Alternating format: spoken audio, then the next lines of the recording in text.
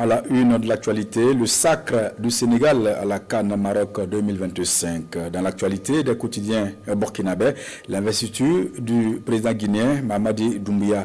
La revue de presse est signée. Bienvenue, Taoussa. Le stade Lansana Conté a refusé du monde samedi dernier lors de l'investiture du président Mamadi Doumbouya à la magistrature suprême de la Guinée, a relevé l'observateur Palga. Devant des milliers de Guinéens et de nombreux chefs d'État selon aujourd'hui au Faso, Mamadi Doumbouya a prêté serment. L'Express du Faso souligne que Doumbouya est arrivé au pouvoir par un coup d'État parce que sous Alpha Condé qu'il a déposé, non seulement les institutions démocratiques ne fonctionnaient pas normalement, en plus celui-ci voulait s'éterniser au pouvoir. Ce journal rappelle qu'à son arrivée, Doumbouya avait promis de ne pas faire la même chose et qu'il avait même promis de ne pas se représenter, lui et son entourage, à une quelconque élection.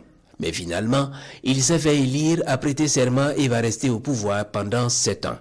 Et lui, en effet, le 28 décembre dernier, Doumbouya devient légalement président de la Guinée et a recueilli légitimement 86,72% des suffrages.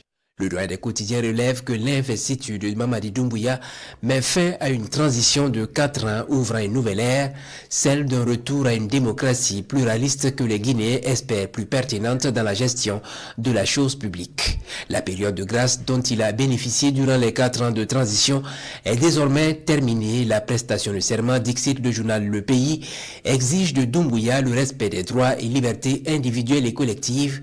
L'avenir nous dira s'il saura s'adapter aux contraintes de l'état de droit, déclare ce quotidien.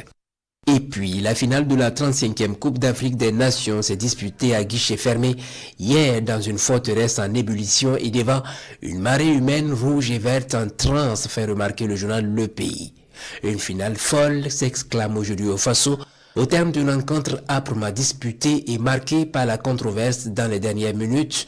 Le Sénégal a arraché la victoire en prolongation face au pays hôte, le Maroc, grâce à une réalisation de Pape Gueye, retient l'observateur Palga. Le Sénégal décroche pour la 2e fois donc la CAN, ce après un match marqué par un spectacle qui, selon le journal Le Quotidien, n'honore pas le football africain.